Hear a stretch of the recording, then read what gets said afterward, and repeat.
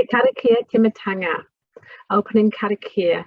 Te tawa mai I runga, te tawa mai I raro, te tawa mai I waho, te tawa mai I roto.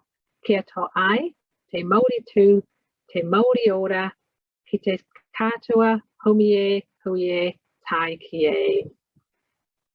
Welcome everybody to this short recording. By way of introduction, I will do my pepeha. Ko Aotearoa te maunga, ko Waikanai te awa, e tipu ake aho I Gateshead, England. Ko Wayne Maxwell takutane no wararapa ai. Ko Flynn Rua, ko Tara aku tamariki. Ko amarjit.maxwell aho, tēnā koutou, tēnā tātou katoa. I hail from England and have been in New Zealand for 20 years. And I'm the Chief Executive of Collaborative Aotearoa, and it's lovely to be here to share a conversation with Sylvia Chuey. And Sylvia is a guru on collective impact, working at the Tamarack Institute in Ontario, Canada. Now I will hand over to Sylvia to introduce herself. Thanks so much, Amarjit, and what a lovely honor to be with everybody today. As you said, I am with the Tamarack Institute, which for those of you who don't know is a Canadian charity, and we are focused on the work of community change. And in that, one of the 5 interconnected practices we believe to be essential for community change is collective impact. Thank you, Sylvia. I'm looking forward to our conversation and sharing today. So do you want to stop sharing the slide for the moment, Sylvia, just so we can... I can do that. Yeah, that would be great. So the purpose of this short video is to share more about how Collaborative Aotearoa is well positioned to offer support to localities in implementing the upcoming health reforms.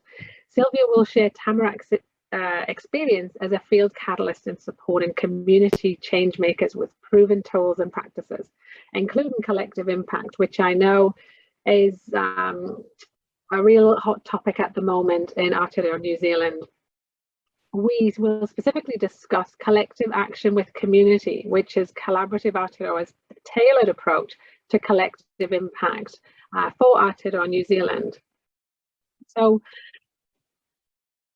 pause there. So there is a lot to cover in this short time, but let me start by sharing some highlights about Collaborative Aotearoa's journey.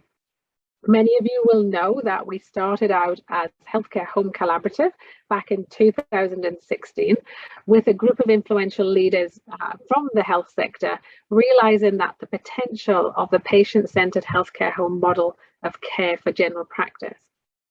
The uptake of the model continues to grow across Aotearoa, New Zealand, with almost a third of the population benefiting from better outcomes. And the evidence is suggesting, whilst it's early evidence, it is suggesting there is better access, there's better equity of service, and much more culturally appropriate in terms of our needs in Aotearoa.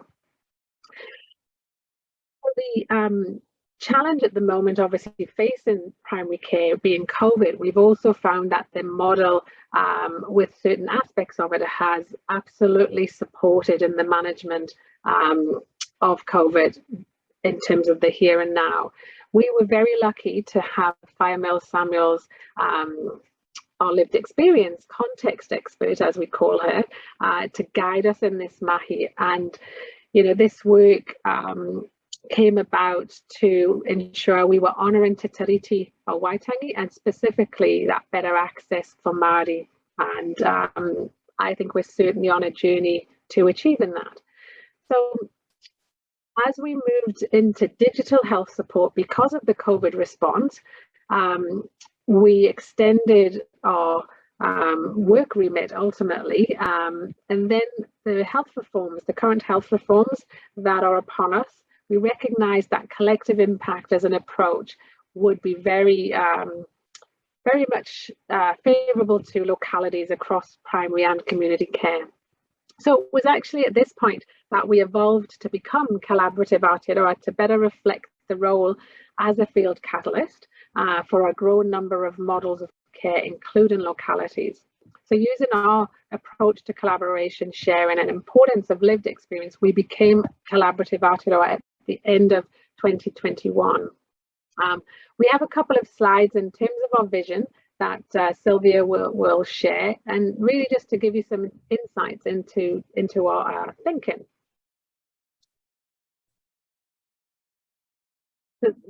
So that actually was the enhanced model of care, and the beautiful fire mural is reflected in our booklet, and is still working and guiding our work today, and we're forever grateful. So in terms of the next slide, so our vision aims to bring together a strong collaboration of leaders committed to building an equitable future, and we really want to elevate those voices of whānau and community and bolster the services across New Zealand. And in terms of the health reforms, you know, ensure there's that continued support for general practice, the digital health that we've become more expert in, and obviously the localities learning platforms underpinned by Te Tiriti o Waitangi. The next slide looks at our vision, our mission, and is more at that operational level of, you know, continuing to partner with experts, you know, to powerfully support the system change. Again, looking at that locally designed and tailored approaches, the better connection, and then recognizing the iwi Māori leadership and honouring Te Tiriti again at that forefront with equity.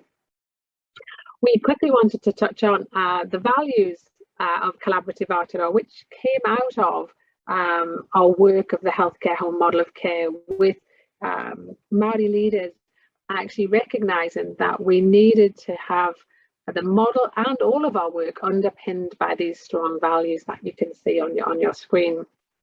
The recent work that we've done in terms of really articulating our value proposition to the sector is around our promise, and the next slide actually highlights some of the areas that we've been working in consistently since we came about back in 2016, but really starting to get clear of our role and purpose. So obviously that catalyst for change, that real strong collaboration, influence, and you know, all the nice words like empower, but we are working in a sector where, you know, empowerment of those doing the frontline work, but those have lived experience as well. And you can't move away from the fact that practical implementation is everything, and ensuring it's sustainable. And we have our champions. So we really wanted to just articulate that as we've moved forward with a bit of a refresh of Collaborative Aotearoa. And our relationship with Tamarack and with Sylvia specifically has been absolutely integral to our journey and the shared learnings that we've embedded, and that actually enabled us to fast track the understanding in terms of New Zealand context. So thank you, Sylvia, for all your support over the past years. Collaborative Aotearoa is grateful for all the bright lights across Aotearoa as well, because, you know, the work of collective impact in New Zealand isn't new, and we're learning within New Zealand, but also from our international partners. We do see ourselves as a field catalyst, albeit at the moment on a small scale. And what would be really lovely, Sylvia, is if you can actually share your experience as a long-standing field catalyst. Thanks so much, Amarjit. Honestly, I'm looking here at your promises to your network, and they so resonate with Tamarack's approach as well. And so this is one of the things that I think I've found most exciting, I think, in our work together, because we're doing similar things, but in different contexts. It's similar enough, though, that I think we learn a lot from each other along the way. For those of you who know nothing about Tamarack, I mentioned at the beginning that we are a Canadian charity. We've been around for just over 20 years, and the focus of our work is to make the work of community change simpler, more effective, more sustainable, and therefore more likely to advance lasting change. And we do this in a number of ways, but one of the most important, and this really speaks to that field catalyst role that you were asking about, Amarjit, is that we link local collective impact initiatives into a coordinated network and we accelerate that work because they are connected, because those localities are learning from one another. We find that very, very effective. And we have consistently generated, what we've seen is though collective impact locally has proven to be a very effective framework and approach for lasting high impact community change. When you link them together with the help of a field catalyst, then those localities actually benefit from that value add that the field catalysts bring, and they can actually find their efforts to advance change accelerated significantly. So what do we mean when we talk about a field catalyst? We see that as a special kind of intermediary. So in sectors like ours, intermediaries aren't anything new, right? We have professional associations, we have, capacity building organizations. What's unique, I think, about the field catalyst is it actually encompasses 4 roles in a really integrated way that both weave together and strengthen the bottom-up local strategies, but then very strategically and effectively link those local bottom-up grassroots efforts with top-down sort of system leader, policy-driven approaches to really kind of meet in a powerful middle place. And so the challenge and the benefit, I think, is in that ability or capacity to kind of weave together all 4 of those roles. So we're not focusing on just one, we're actually integrating them together. So this picture actually demonstrates it, I think, a little bit better. And we've written about this in a recent article that's referenced at the bottom if people want to dig more into what we're talking about here. But you'll see there are 4 integrated roles. So in the top right, that first role, the field catalyst, Tamarack, or collaborative Aotearoa, we play a role really understanding and knowing and having relationships with the top system actors, understanding their dynamics, understanding their pressures, understanding their aspirations. We then also, in a similar way, in the bottom right, spend a lot of time building strong, trusting relationships with local change efforts. And we assist them and provide them with resources, capacity building, coaching, tools, facilitation to really strengthen their own local practice. The other thing we do, though, is we link locals together to learn from each other. And the reason that that's particularly important in the kind of work that you're doing is that you are doing, you're helping to advance work that has not been done before. Right. And so it isn't like we have this proven recipe and we can say, okay, a locality A, you take this and you input it. And, according to our spreadsheet by, month 4, you should be over here. And it doesn't work that way in communities because every community is unique and every community is different. Right. So what we do know, though, is when we link them together, they can have the benefit of learning from each other. They can get inspired by each other's successes. They can learn from each other's stumbles. It's really, really powerful. But as the field catalyst, that effort of hosting and linking those local efforts together helps us to see emerging patterns. So while every locality's approach might be unique, ultimately, if they start hitting the same barriers, there's a clue that having each one of them work individually to try and address that barrier may not be the most leverage.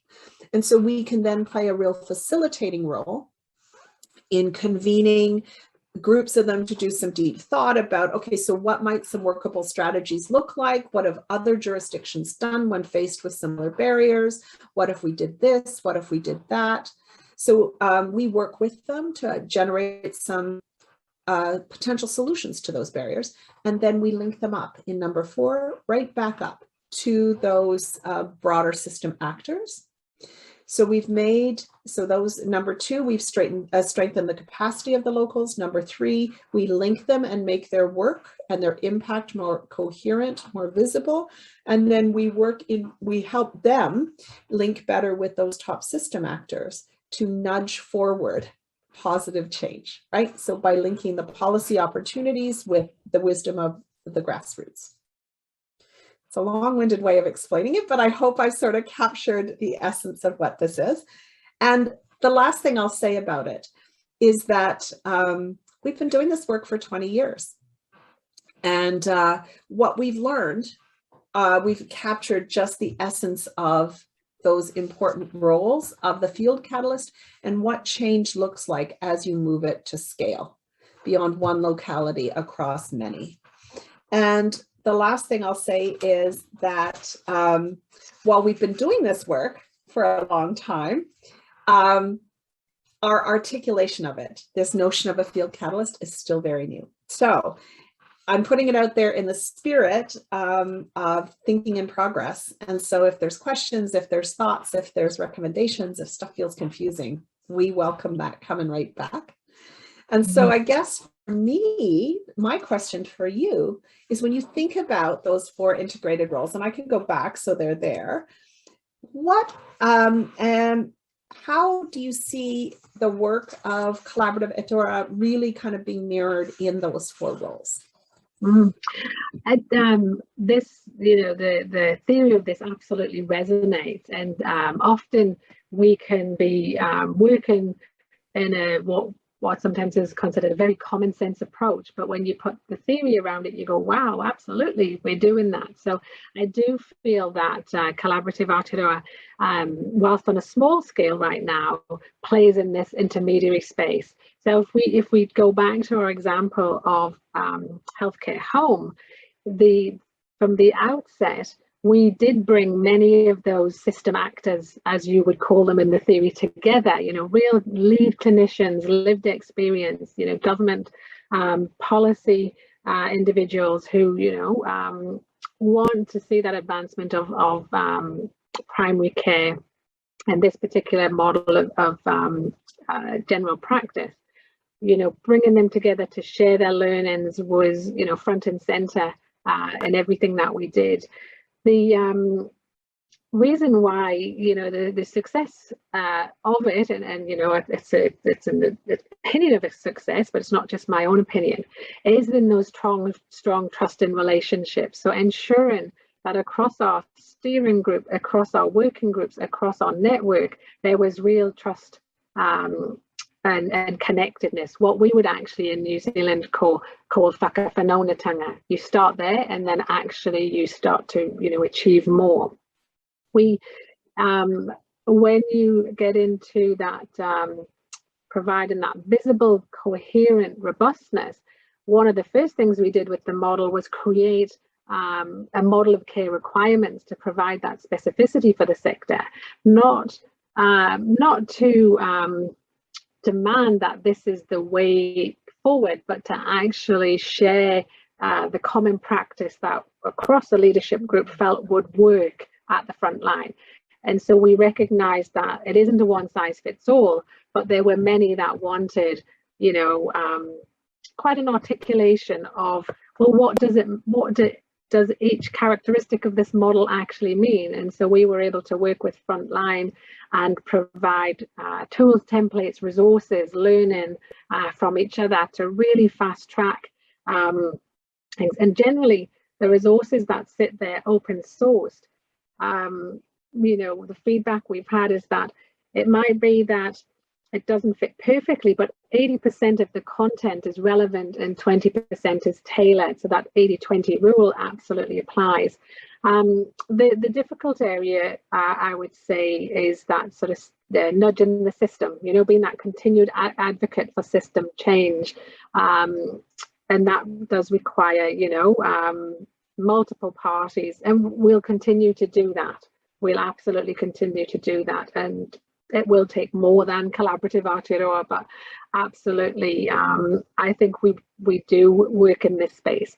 The learnings from your 20 years experience absolutely resonate, and I think you'll find when our audience reflects on this, we will want to actually take those on board and actually really use them to allow us to accelerate the change more effectively in Aotearoa, New Zealand. And again, you know, they're kind of, I wouldn't say obvious, but when you look at them, you go, of course, you know, that makes absolute sense. But to have them written down and then for us to take heed, I would put them right up front and center. Yeah, I think being able to articulate the field catalyst and the learnings will add absolute value to us. And I think what I love is, in the spirit of reciprocity, as you take this and work with it and make it your own, you're going to bring insights back to us, right? That will help us to see and think about our role differently. And it becomes really generative, right? In that way, which is the beauty of this work. Absolutely. And I know the you know, collective impact is a commonly used word now, and I think there's a real situation at the moment where there's recognition that it is an effective approach to support future localities, and this has been quite explicit from our government and government organisations. However, some feedback suggests that there is a need to deepen and clarify the understanding of collective impact. And we're working in this space, but I think having support from yourself is really allowing our journey in terms of understanding to sort of be fast-tracked ultimately, and then for us to share. So one of the areas we've worked in is actually tailoring collective impact for Aotearoa, New Zealand, and we're calling that collective action with communities. And it really does set the tone for the New Zealand environment, acknowledging iwi Māori leadership, and also how it creates the shared management paradigm as opposed to an organizational management paradigm. So we have quite explicit leadership as a condition there. And so really what would be good is if, you know, your sort of quick overview of collective impact. We're doing lots more work in this space, and there'll certainly be a follow-on with you to do in-depth sharing. But I know this is my challenge, right? I'm a bit of a fan of collective impact. It's not always the right approach, right? But when it's a good fit, it's a beautiful framework. So let's walk through it from our perspective. So really what it is a disciplined form of multi-sector collaboration. And the key word here for me is multi-sector. There's been long histories of collaboration, like within the healthcare system, acute care through, you know, palliative care, for example, but not often or always do we reach and link across sectors and across perspectives. I like the fact that it's just celebrated its 10th anniversary as a framework, and it has proven itself and been evaluated and demonstrated to be an effective approach for high impact community change, particularly when, and it really should, take an intentional focus on not just changing programs and practice, but really thinking about what are the barriers that we need to change at a systemic level. And we'll talk about that in a minute. But in celebration or in honoring of the 10-year anniversary, John Kenya and others recently released an updated definition of collective impact, which in many ways I like, because it's more grassroots and kind of ordinary.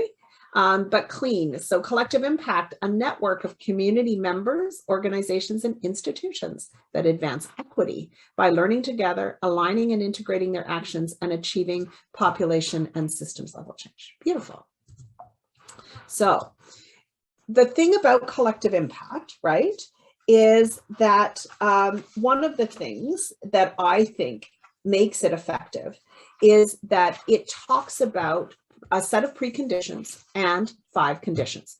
That's kind of like the bare bones. So the preconditions, when I look at them, we often think about them as a way of assessing a community's readiness, right? And helping the community to prepare before they even launch a collective impact initiative. So influential champions is one of those first key elements. Can you get commitment from key credible system leaders and champions from across a diversity of perspectives in the community? So certainly healthcare leaders, but also community leaders, faith leaders, business leaders. We need them all at the table. And are they willing to roll up their sleeves and use their credibility to bring others to the table and into the conversation?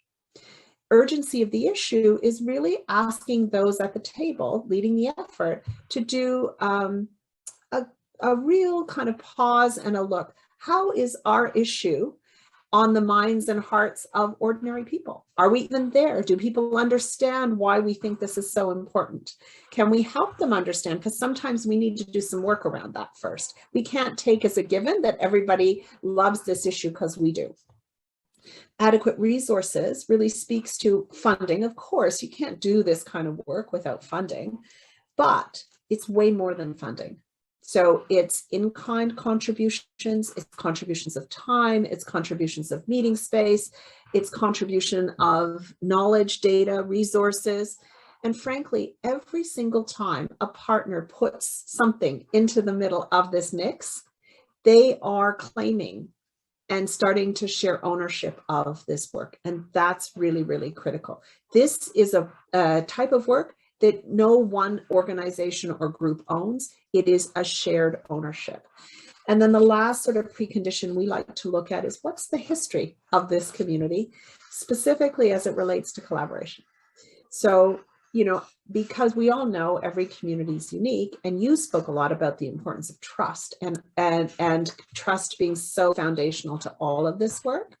You know, if community A has a history of trusting relationships between and across leaders, they've had successful collaborations in the past, then, you know, their work plan, they may plow through the early part of the development of their collective impact strategy and common agenda very quickly. Community B that doesn't have a lot of trust, or maybe has had a failure or some history of mistrust or animosity between key players, between key sectors, that can really affect the speed with which this unfolds. They need different work. They need to do more together before they can get to the place of creating a common agenda, which is where you see a clash sometimes, where you've got this, oh, we have a work plan, you know, we have to get this done in 3 months. Well, community A may get it done in a month and a half, but community B might need 6 months. But if you try to push it, it's not authentic and it won't stick. So that's the tension we have to sit in when we're working in this kind of a complex, dynamic world. And then if you think about it going further, here are the 5 conditions. I'm not going to go into them in any depth, but you see them, right? Common agenda absolutely has a shared vision component to it, but it's more than that, right? These shared sector leaders and community champions, they have that shared vision, but they also have agreed on what are the high-level priorities that they're going to focus their action around, and they have a common plan to work together to get it done. So it's a shared management paradigm, as you said. You know, shared measurement is the use of data not only to help shape what the priorities are and the common agenda, but also to track your progress over time. That mutually reinforcing activities is really interesting. Collective impact should never be about creating a net new organization, right? This is rather an opportunity for existing community organizations and resources to come together and not just look at their own lane, but actually look up and see collectively as we line up and align our programs and services, where are the gaps? Where are the overlaps? Where are there things where we can learn a lot from each other? Where might geographically things be in the wrong place, and we need to be now thinking about how we better deliver service in other underserviced parts of the community, for example. Continuous communication, for me, the big ones here are when you bring different sector players together, every sector has its jargon. So getting to learn from one another, having conversations with one another takes time, because we got to build a shared language that we all understand. And we're not using acronyms that half the table doesn't. It also is the reminder that engagement and testing thinking with a broader audience is something that needs to happen ongoing through the entire journey. It's not something we just have budgeted at the beginning where we do this big hoopla and we have a couple focus groups, then we set our plan and away we go. We're continually iterating. And that's why we need to continually engage. And backbone support for me is the final of the conditions. And this one is the one that I love. If you go back to the first paper, they talk about it as a backbone organization, but they too realize this isn't a new organization. This is a new way of working for existing organizations, but you can't just assume the collaboration is going to happen. And John Kenya, in fact, the co-author of Collective Impact, said the expectation that a collaboration can occur without any kind of supporting infrastructure is one of the most frequent reasons why it fails. And that's really powerful. You need to be intentional about creating that support infrastructure if you want the collaboration to thrive. So there you go. Now, did you want, I think what we were curious about, and what I'm certainly curious about, is in what ways, when you look at these 5 conditions, have you adapted them to really reflect New Zealand's culture and tradition? So in terms of the collective action for with communities slide, if you jump to that one, then certainly we have, there you go. We've really, taken a collective impact approach to localities, which is what is front and center for us at the moment in terms of our health reforms. I do just want to reflect on some of those preconditions and some observations, because we right now, in terms of the health reforms and localities, we are seeing the role of the influential champions, and I think that will be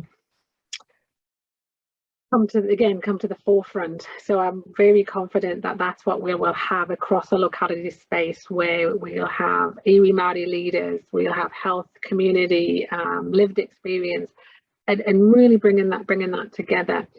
The health reforms and our equity gaps has really set that urgency for us.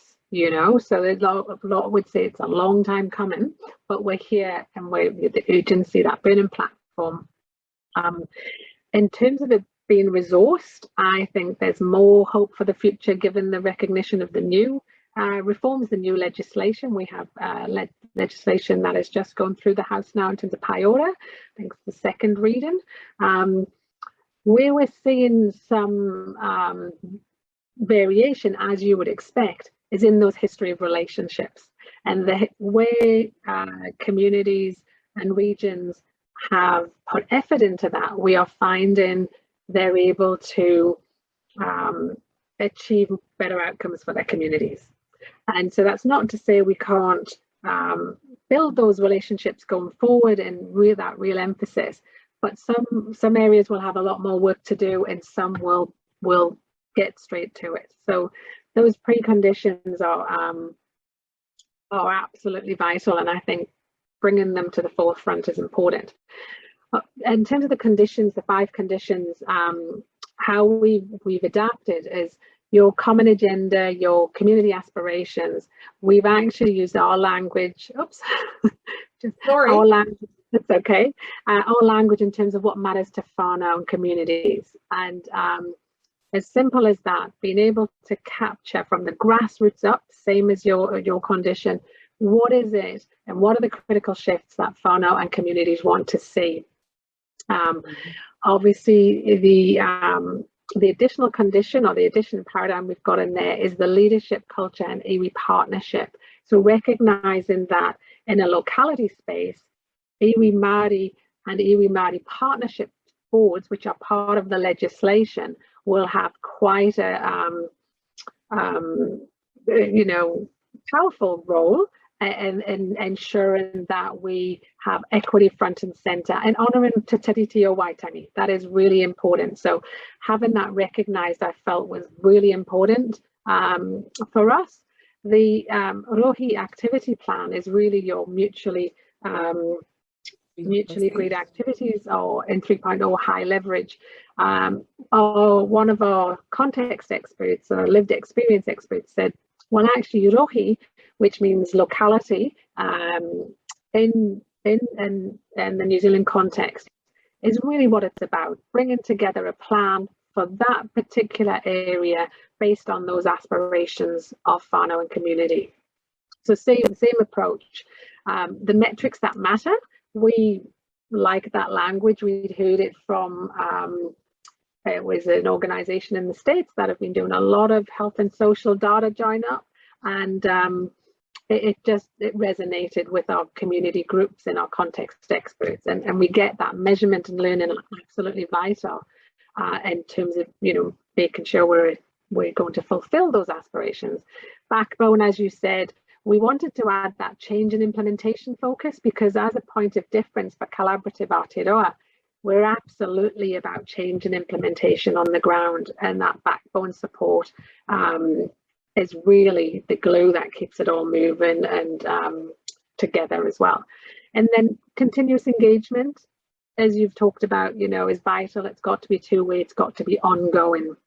So pretty much what sits beneath it is the same, but I think if we're working with our communities, then we felt this language worked. And it may, as we engage further with our sectors, this could be a work in progress in reality. So yeah, that's beautiful. Yeah, and I love the addition of the leadership culture and the iwi partnerships, Maori partnerships. I think that you know, that's a missing piece that isn't right necessarily in the 5 conditions, and yet essential. So one of the things we often talk about with collective impact is that it's an evolving field of practice. So yes, it's a framework. Yes, it's an approach. But as more and more groups pick it up and, you know, and make it their own and learn and implement it, it is evolving itself. And, you know, 10 years later, the very co-authors of the original paper are coming up with a refined definition as testament to that, I think. That's fabulous. You know, one of the things that, one of the reasons why I think collective impact is really effective, beyond the 5 conditions and the preconditions, is that it actually is designed in such a way that it shifts how people think about and act on really tough issues. And as we've been looking at collective impact, you know, we've been thinking, let's make those explicit, because they're implicit. They, you know, the approach or the framework kind of encourages them. But we thought it was important to start making them explicit. And there's 3 that we've really pulled out here from our own experience and learning applying it. And the first is that you really need to understand and recognize the importance of and adapt to complexity. And it starts right at the beginning with the assumption, when you bring multiple sectors and perspectives around the same table, why are you doing it? Well, you're doing it because you understand that the issue is dynamic and well beyond the capacity of any one of these groups working in isolation to actually affect the kind of change that's needed. And the fact that these diverse perspectives spend time thinking, talking, and learning together is part of how we co-create a richer understanding of the problem, which allows us to reframe it and therefore generate from amongst those conversations and that learning a set of options that we wouldn't necessarily have seen if we'd stayed in our own lane or in our own silo, right? So that's the first. The second, which I also think is really interesting, is that we need to absolutely ensure that there are quality programs and services being offered to address issues that people need help with. But beyond that, the real place where collective impact can have an impact is looking beyond the programs, looking beyond those services, and really saying, what are the systemic barriers that are getting in the way? And one of the best ways to kind of differentiate program solutions versus system comes from the work of Karen Pittman and the Forum for Youth Investment in the US. And she says it like this. She says, programmatic interventions will help a person beat the odds, but a systemic intervention actually changes the odds for everybody.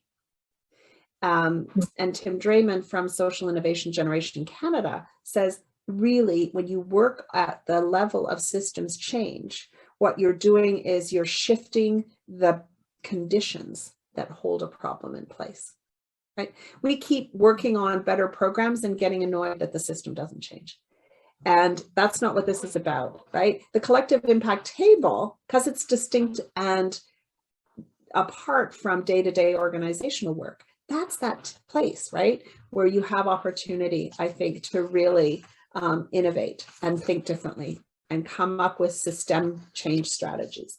And then the last of the three that we often talk about is really rethinking who's involved, who's leading, whose wisdom is driving the process. And you've articulated it beautifully in how you've integrated, you know, the unique strength of Maori and Erie partnership in the work in your community. That's what this is. We need those content subject matter experts bringing their wisdom to the table.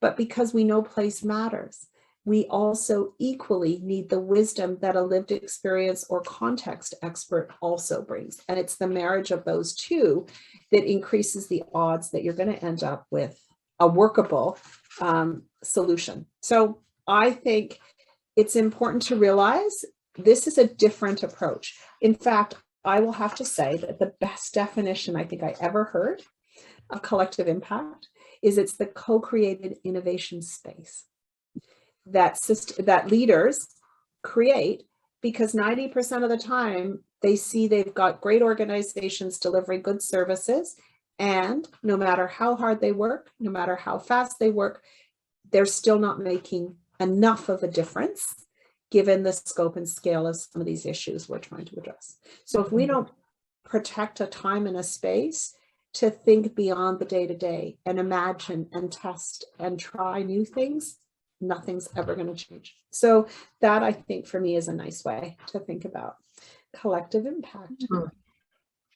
And then I think if I'm thinking kind of sort of all the way forward, if I were going to wrap it all up, I think what I would say is, as you go on this collective impact journey, remember, collective impact, that however powerful the framework, isn't always the answer for everything, right? It's not always the right solution. It's a solution, though, that's best suited for complex, dynamic issues and situations. Also, it's not a recipe, right? So we've got these 5 conditions, we've got these preconditions, that's great. Or a roadmap that help you figure out what the core elements are you need to pay attention to, but they have to be adapted and tailored as you've done yourself to the unique context of community. And it's really actually inspiring to see how you can accelerate this as a field catalyst by just holding up the creativity of one community to another.